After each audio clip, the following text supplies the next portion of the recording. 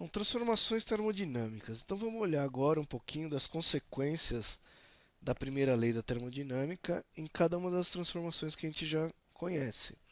Então a primeira transformação que a gente vai olhar é a isotérmica. Então, deixa eu colocar aqui, isotérmica. Bom, o que é uma transformação isotérmica? Então, em transformação isotérmica, a temperatura é constante.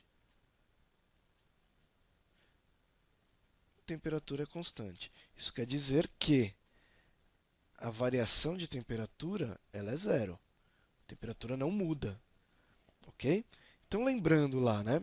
Se a variação de temperatura é zero, a variação de energia interna também vai ser zero. Então, se a variação de temperatura é zero, a variação de energia interna também é zero, né? Lembra que a energia interna se relaciona com a temperatura. E isso, só para relembrar, né, a nossa equação da primeira lei da termodinâmica era Q igual a ΔU mais o trabalho, né?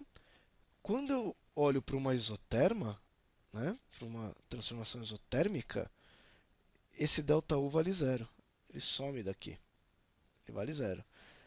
Ou seja, eu tenho como resultado que toda a energia que está sendo transmitida para o pistão, para o motor e tudo mais, ela está sendo integralmente convertida em trabalho. Então, toda energia recebida é convertida em trabalho. Como que eu vejo isso, né, no diagrama PV? Então, imagina que eu tenho esse diagrama aqui e a isoterma aqui. Então, quando o gás, desculpa, vai transformação A para uma transformação B, a energia interna dele é zero, né, porque ele está na isoterma, e eu posso escrever o trabalho como sendo essa área. Né? Lembra lá? Trabalho é igual a área. Bom, se eu sei o trabalho, eu sei o quanto que ele recebeu de energia, porque o trabalho é igual à energia recebida, ao calor recebido. Então, se você está numa isoterma, característica importante, né?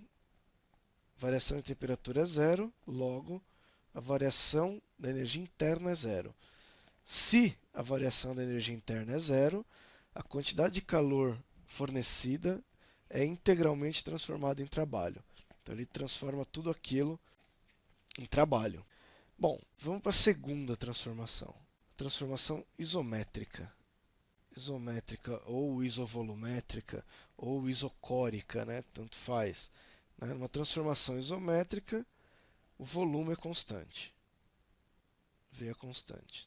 Então, se eu estou falando que o volume é constante, eu estou falando que a variação do volume é igual a zero.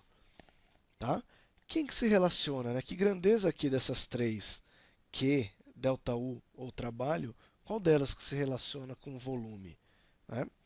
A gente já viu nas aulas anteriores que quem se relaciona com o volume ou com a variação de volume é o trabalho. Logo, se a variação do volume é zero, quanto que vale o trabalho realizado?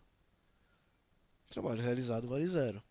Isso quer dizer que a equação da primeira lei da termodinâmica, que é essa aqui, que é igual a ΔU mais trabalho, quando o trabalho é zero, né, quando isso aqui é zero, eu estou dizendo que toda a quantidade de calor que ele recebe é armazenada em forma de energia interna. Ou seja, a quantidade recebida ela aumenta a temperatura do sistema, né, mas esse sistema não realiza trabalho. Então ele armazena essa energia que ele ganhou em forma da energia cinética das moléculas, né? Aumentando a energia cinética das moléculas que participam do sistema. Né? Se eu olhar para o diagrama PV, numa transformação isométrica, eu tenho algo desse tipo.